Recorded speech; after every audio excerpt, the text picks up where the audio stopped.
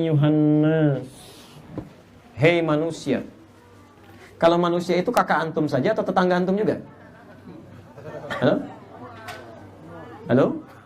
Semuanya. Baik, jadi kalau antum tetanggaan sama kanguru masuk? Tidak ya? Lihat sini, bismillah. Teman-teman, fokus ini. Ya ayyuhannas, hei manusia. Kalimat annas di Quran disebutkan 241 kali. Manusia minimal disebut dengan 5 nama. Kadang Bashar. Bashar disebut 35 kali dalam Al-Quran. Bashara ini 1 kali. Kadang disebut dengan Al-Ins, dipasangkan dengan jin. Ini menarik nih, pasangannya jin ini, Ins. Disebutkan pasangan ini 18 kali.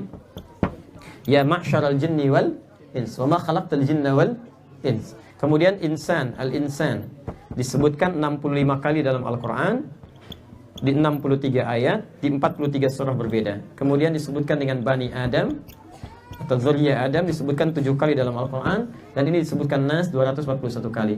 Kalau disebutkan Nas, ini mencakup semua manusia tanpa kecuali. Mau besar, mau kecil, mau beriman, mau tidak, mau tua, mau muda, mau laki-laki, mau perempuan.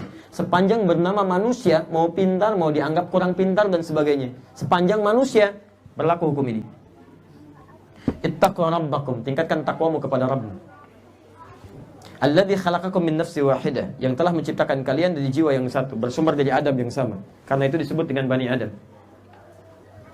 Fa khalaqa minha zawjaha, diciptakan dengan pasangannya. Ya, laki-laki, ingat, lihat pasangannya, laki-laki pasangannya perempuan. Ya, ini jelas. Ditegaskan lagi di Quran surah ke-49 ayat 13. Kalimatnya sama. Sama kalimatnya. Awas hati-hati. Ya ayyuhan nas, sininas, sininas. Inna khalaqnakum min dzakarin wa untha. Kami ciptakan pasangan kalian, zakar laki-laki, wa untha dan perempuan. Bahkan sejak manusia pertama diciptakan, lihat, Adam dan Hawa. Adam laki-laki, Hawa perempuan. Jelas ya? Bahkan ini pun mencakup kepada makhluk, semua makhluk. Quran surah ke-51 ayat 49. Wa min kulli syai'in khalaqna zawjaini la'allakum tadhakkarun. Setiap makhluk selain Khalik, selain Allah, kata Allah, saya ciptakan semua berpasangan. Supaya Anda bisa berpikir, membedakan antara Tuhan, Khalik dengan makhluk. Jadi kalau Allah tidak berpasangan, kalau makhluk berpasangan, pasti itu. Jelas ya? Dan pasangannya luar biasa, pasti beda itu, pasti beda. Ya, binatang jantan plus betina, tumbuhan putik plus benang sari, manusia laki-laki perempuan. Tidak harus punya akal. Bagi binatang, binatang tidak punya akal. Tapi ketika mencari pasangan, walaupun tidak punya akal, instingnya akan membimbing kepada lawan jenisnya. Silahkan cek. Tadi saya lewat sampai ke daerah tuh, ya, satu cukup jauh ke selatan di Lara itu ya, kalau tidak salah.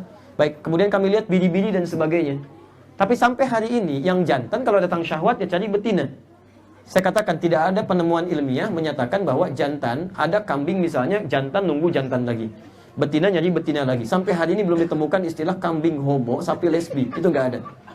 Silahkan cari. Ya, maka seharusnya bila yang tidak punya akal saja bisa mempraktekkan ini, maka akan lebih dahsyat sesungguhnya ini bila yang berakal pun bisa menggunakan akalnya di tempat yang benar. Makanya Quran menyebutkan ada manusia-manusia yang lebih rendah dibanding binatang. Yang tidak berakal saja tahu bagaimana mencari sesuatu yang benar, maka yang berakal sesuatu lebih daripada ini. Jelas ya? Baik, sekarang apa kaitan dengan ini? Lihat, ketika ini sudah terjadi, maka semua menyebar. Wa khalaqa minha zawjaha wa batha minhuma rijalan katsiran wa nisa. Dari pertalian ini diikat dengan pernikahan. Harus menikah. Tidak boleh hubungan sekedarnya saja. Saya kan sudah benar, beda jenis. Iya, tapi caranya salah. Diatur dengan benar, maka muncul pernikahan. Di Quran surah ke-30 ayat 21. Ini poinnya. Baik, awali dengan lamaran. Quran surah ke-4 ayat ke-4. Nanti ada ketentuan khususnya supaya tidak terlampau panjang. Kesini, setelah menikah, menyebar, belum tentu di satu daerah. Belum tentu. Bisa menyebar lebih luas lagi. Ditafsir lagi di Quran surah 49 ayat 13. Wa ja'alnakum syu'uban wa qabail. Kami jadikan kalian terpecah-pecah luas. Ya, ada yang tinggal satu kampung, sekampung. Kan? Masya Allah. Kan? Kemudian ada yang misalnya pindah lagi ya, seprovinsi. Ada yang pindah lagi satu negara, bahkan pindah negara, menyebar semuanya. Menyebar. Silahkan cari pasangan Anda, bisa didapatkan di sini. Kalau nggak ada di sini, kalau nggak ada di sini, kalau nggak ada di sini, silahkan lebih luas lagi, bebas. Boleh nikah dengan perempuan sekampung? Halo, boleh bu? Tidak, bagaimana perempuan sekampung itu banyak begitu? Tidak. Yang boleh 1, 2, 3 perempuan sekampung dinikahi, boleh, haram hukumnya. Nggak boleh. Memang menikah dengan perempuan sekampung tidak boleh. Orang nggak kebagian gitu kan, antum semua. Nggak boleh, haram hukumnya. Ya, baik. Boleh menikah dengan perempuan yang masih sekolah? Halo? Dijawab. Antum tuh gimana? Pertanyaan pertama kenceng, kedua lemah, ketiga nggak ada jawaban. Dia diem. Boleh nggak menikah dengan perempuan yang masih sekolah? Hah?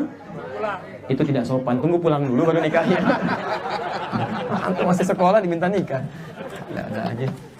Kadang-kadang manusia. Lihat sini, sudahlah, kembalikan ke sini biar cepat.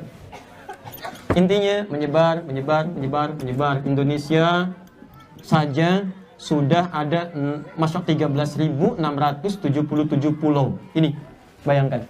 Belum termasuk Pulau Gadung dan Pulau Gebang. Ini banyaknya luar biasa. Dari Jawa, Sabang sampai Merauke. Belum ke Australia, belum ke Amerika dan sebagainya. Yang paling menarik, ketika Allah menyebutkan silaturahim, Allah tidak katakan cuma saudara aja. Itu keluarga di sini aja, enggak. Teruskan ayatnya. Wattaqullaha alladzi tasaaluna bihi wal arham. Bertakwalah Anda kepada Allah, karena dimanapun Anda berada, kadang sering Anda menyebut namanya. Apakah Anda menyebut nama Allah cuma di Indonesia saja? Bukankah saat ke Australia Anda bermohon kepada Allah, minta diberikan kemudahan, minta diberikan kelancaran?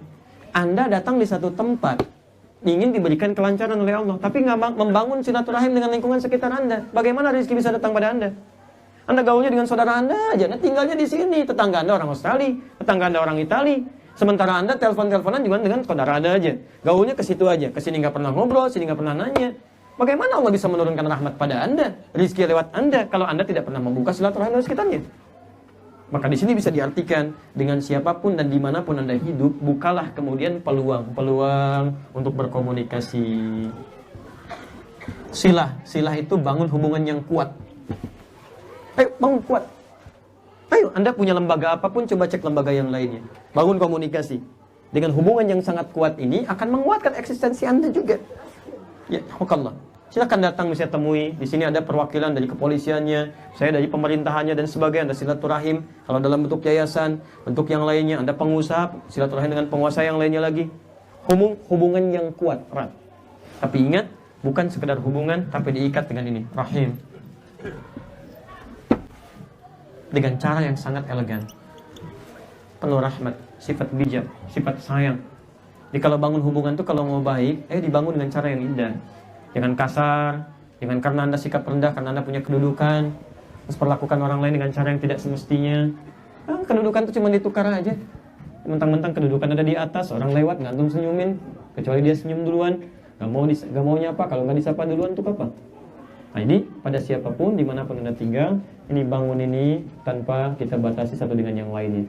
Tapi ingat, silaturahim itu bukan berarti saling mengikuti hal-hal yang semuanya dikerjakan, belum tentu. Di silaturahim itu bukan berarti Anda datang ke tempat ibadah orang lain, ikut-ikutan ibadah, itu bukan silaturahim namanya. Bukan silaturahim, ada yang harus dibedakan. Silaturahim melahirkan toleransi. Dan toleransi itu pengertian pada yang harus ditoleransi. Dan toleransi terindah itu adalah ketika menghargai orang lain dengan kepercayaannya. Bagaimana cara menghargainya? Biarkan dia ibadah tanpa harus kita campuri. Biarkan, justru antum datang malah terganggu orang. Bagaimana Anda datang ke satu tempat, hati Anda mengingkari, kan Anda munafik namanya. Ya, Anda datang ke situ melihat, tapi hati Anda mencela, ini salah, ini. Anda sendiri nggak bisa mengeluarkan itu. Kenapa nggak harus Anda keluar sehingga tidak mengganggu dia ibadah? Lebih baik Anda di luar, Anda doakan, mudah-mudahan Allah berikan hidayah, Allah berikan kebaikan dan sebagainya. Karena itulah banyak hadis yang meminta kita menjalin silaturahim tidak hanya lewat kata-kata, bahkan lewat materi. Pernah dengar hadis, kalau Anda masak makanan, kemudian baunya sampai ke tetangga, maka bagilah tetangga walaupun cuma kuahnya. Dan saya pernah ajarkan maksud hadis ini kalau Anda masak kuahnya saja. Awas Anda baca dengan jelas ini. Kalau Anda masak kuahnya saja. Ya, jadi bukan Anda tafsirkan yang dibagi tetangga kuahnya, berarti saya isinya. Tidak. Ya, Anda masak dengan isinya, bagi dengan isinya. Jika Anda masak kuahnya, bagi kuahnya supaya orang ini tidak berprasangka buruk kepada Anda. Anda masak kuah opor, isinya singkong padahal. Anda nggak bagi, lalu tetangga Anda simpulkan, masak opor nggak bagi-bagi, padahal singkong. Maka kasihlah tetangga Anda supaya ada pengertian. Dan yang paling hebat di sini tidak pernah disebutkan apakah tetangga Anda itu muslim atau bukan. Yang penting jadi tetangga Anda. Jelas ya? Allah Ta'ala a'lam bishawab.